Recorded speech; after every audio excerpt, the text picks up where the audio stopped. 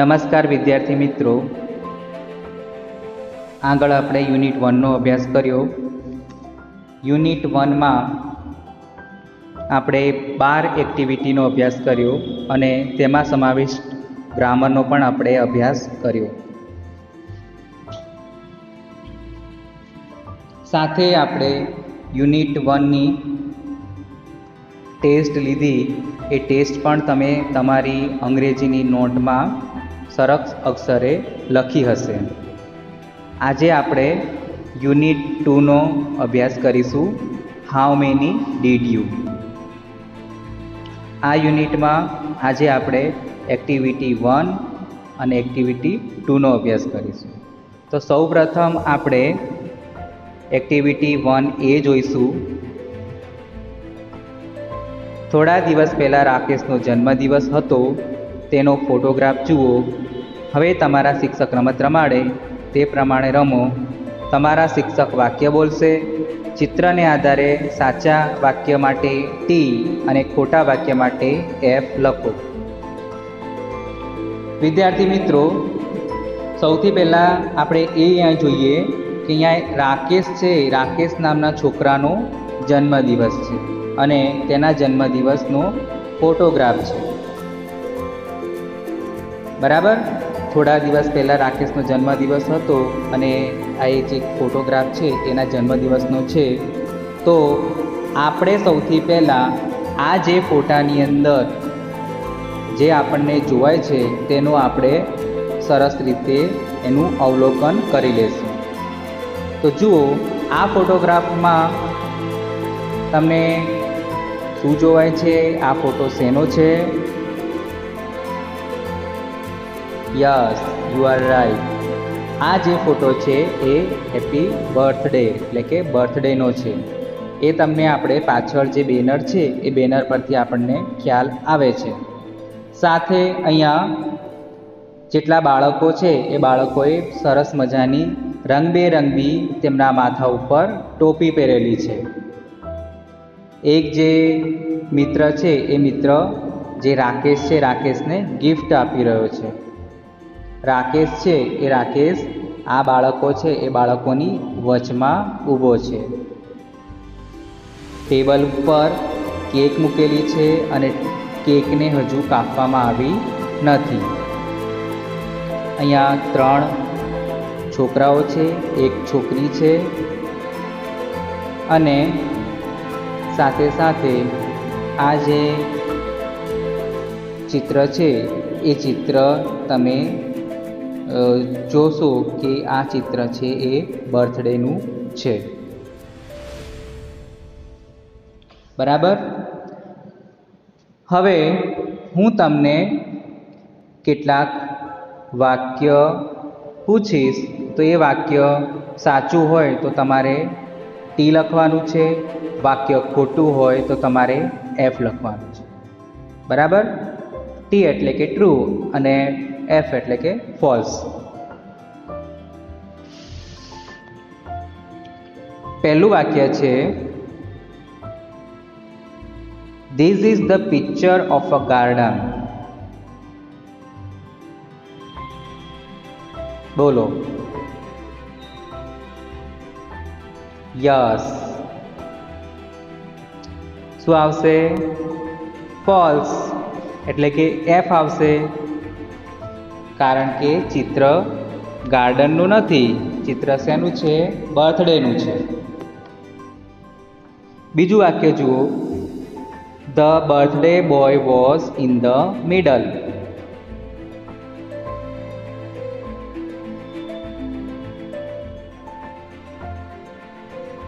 Yes. શું છે? વાક્ય સાચું છે, કારણ કે બર્થડે બોય છે એ બર્થડે બોય વચ્ચે ઊભો છે. બરાબર. એટલે શું આવશે વાક્ય? ટ્રુ. એટલે આપણે ટી લખીશું. ત્રીજું વાક્ય છે, the cake was not cut.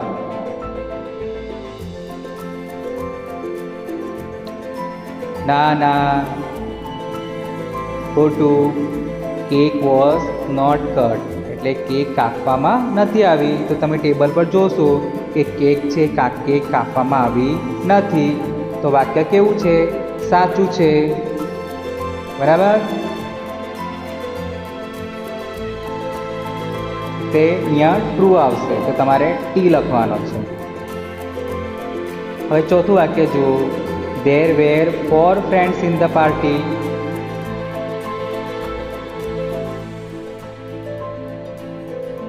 તો વાક્ય કેવું છે? સાચું છે. તો આપણે તેની સામે એટલે કે નીચે જે આપેલું છે એ તમારે એક્ઝામ્પલમાં જેવું જુઓ, જે રીતે જે ખાલી જગ્યાઓ આપેલી છે ત્યાં આપણે શું લખીશું? ટી લખીશું. અને આ રીતે તમારે તમારી નોટમાં પણ લખવાનું છે. પાંચમું વાક્ય જુઓ. All war the paper caps. Yes, right. વાક્ય કેવું છે? ટ્રુ છે, એટલે કે આપણે ટી લખીશું. છઠ્ઠું વાક્ય જુઓ. The cake was on the chair. તો શું આવશે? ફોલ્સ. બરાબર. કારણ કે તમે ચિત્રમાં જોશો કે કેક ટેબલ પર છે, ચેર પર નથી. સાતમું વાક્ય જુઓ. All wear eating the cake. તો તમે ચિત્રમાં જોશો કે અહીંયા કોઈ પણ બાળકો છે એ બાળકો કેક ખાતા નથી. બરાબર. તો શું આવશે? ફોલ્સ. તો આપણે એફ લખીશું. હવે આઠમું વાક્ય જુઓ. The birthday boys father was present in the party.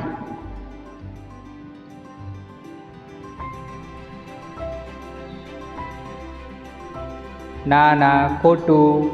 વાક્ય સાચું નથી. શું આવશે અહીંયા? ફોલ્સ આવશે, એફ. કારણ કે અહીંયા કોઈ પણ પેરેન્ટ્સ નથી કે એના ફાધર પણ નથી. બરાબર. એટલે આ વાક્ય છે એ ખોટું છે. તો તમારે શું લખવાનું છે? ફોલ્સ, એટલે કે એફ લખવાનો છે. વિદ્યાર્થી મિત્રો, આ જે વાક્ય છે એ વાક્ય હું બોલ્યો છું એ વાક્યો હેલ્પલાઇન છે એ હેલ્પલાઇનમાં પાછળ આપેલા છે. બરાબર. તો એ વાક્ય તમારે લખી લેવાના છે અને ત્યાર પછી એની સામે તમારે ટ્રુ ફોલ્સ એવી રીતે લખી અથવા ટી અને એફ લખી તમારી નોટમાં લખવાનું છે. આ જે વાક્યો છે એ પેજ નંબર 21 પર આપેલા છે.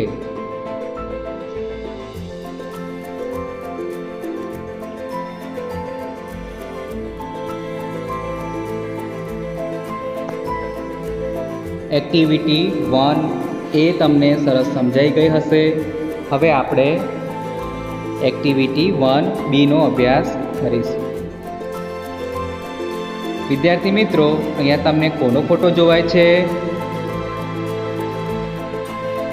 યસ, નેતાજી સુભાષચંદ્ર બોઝ. આમને તો કોણ નથી ઓળખતું? આપણે બધા જ જાણીએ છીએ. બરાબર. તો તેમની અહીંયા એક તેમના વિશે એક નાનકડો પ્રસંગ આપેલો છે. એ પ્રસંગ આપણે જોઈશું. બરાબર. ત્યાર પછી એની નીચે તેના ખરા ખોટા જે આપેલા છે એ ખરા ખોટાનો આપણે આ જે એમનો પ્રસંગ છે એમના પ્રસંગ પરથી આપણે કરીશું.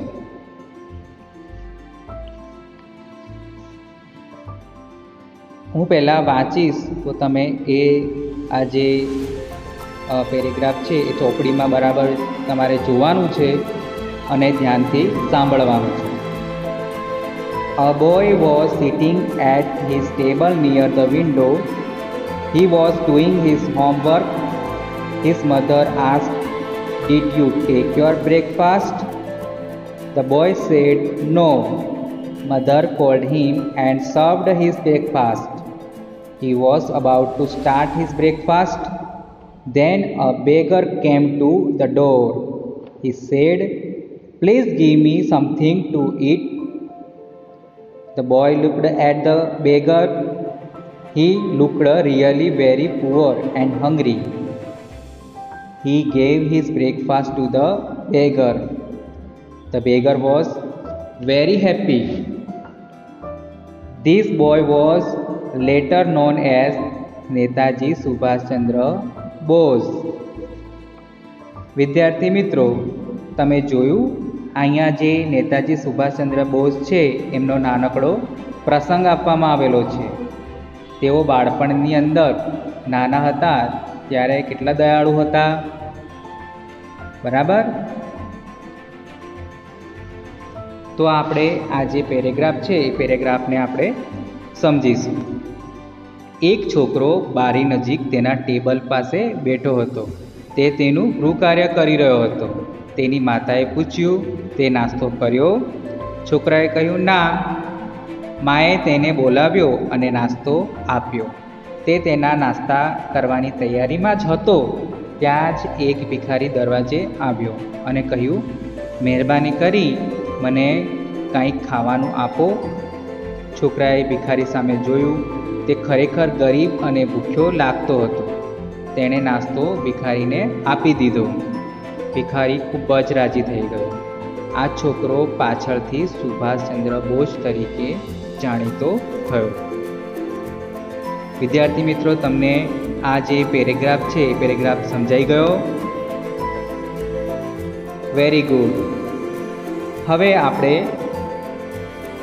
આ જે પ્રસંગ છે એ પ્રસંગ ઉપરથી ખરા ખોટા આપેલા છે એ ખરા ખોટા આપણે જોઈશું. જુઓ, નીચે જુઓ. Discuss in pairs and put marks for right and wrong mark for wrong statements.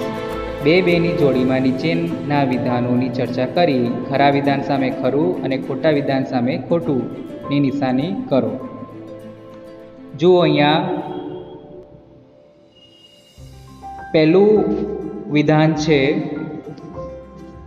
Mother gave Har breakfast to the beggar. Yes, ખોટું છે, બરાબર? તો આપણે ખોટું લખીશું, કારણ કે બ્રેકફાસ્ટ છે એ બ્રેકફાસ્ટ બેગરને કોને આપ્યો હતો? છોકરાએ આપ્યો હતો, બરાબર? તેની માતાએ નહીં. બીજું વિધાન જુઓ. The boy was studying. Yes, શું આવશે? રાઈટ આવશે. ખરું આવશે. તો આપણે તેની સામે વિધાનની સામે ખરું લખીશું, બરાબર? કારણ કે આપણે જોઈ ગયા કે છોકરો શું કરતો હતો? તેનું ગૃહ કાર્ય કરી રહ્યો હતો. એટલે વિધાન કેવું છે? સાચું છે.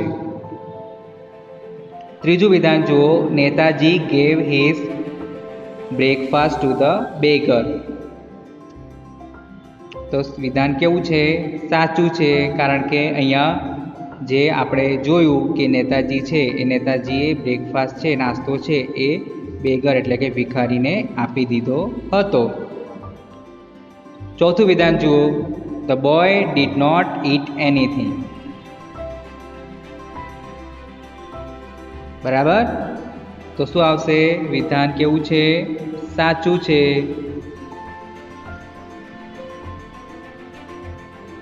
પાંચમું વાક્ય જુઓ.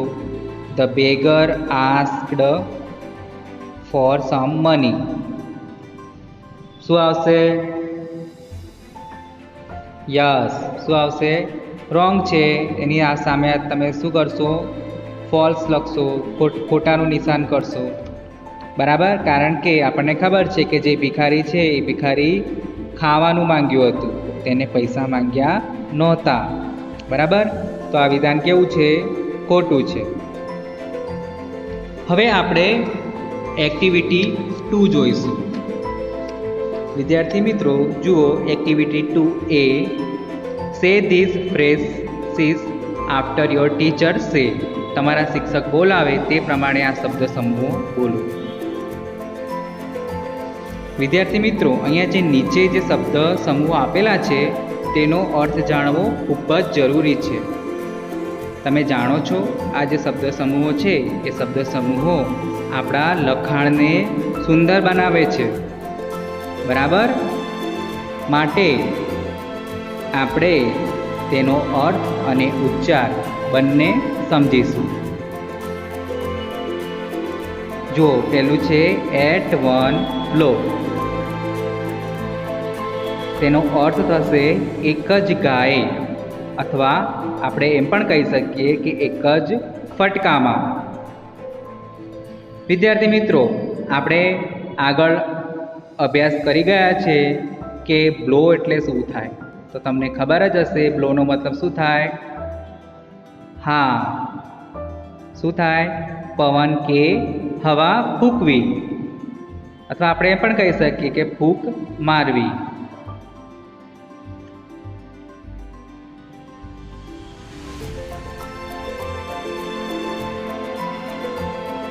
બરાબર?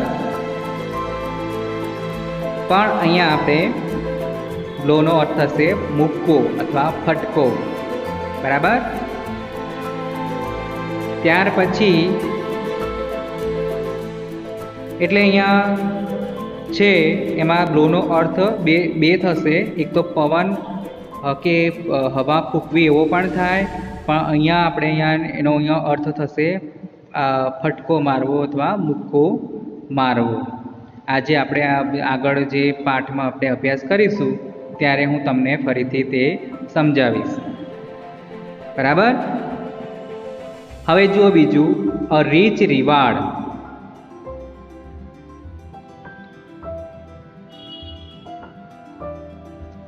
ખૂબ જ સારું ઇનામ, આપણે એમ પણ કહી શકીએ બક્ષિસ. બરાબર? ઇન અવર કિંગડમ, આપણા રાજ્યમાં. બિહાઇન્ડ અ ટ્રી, ઝાડની પાછળ.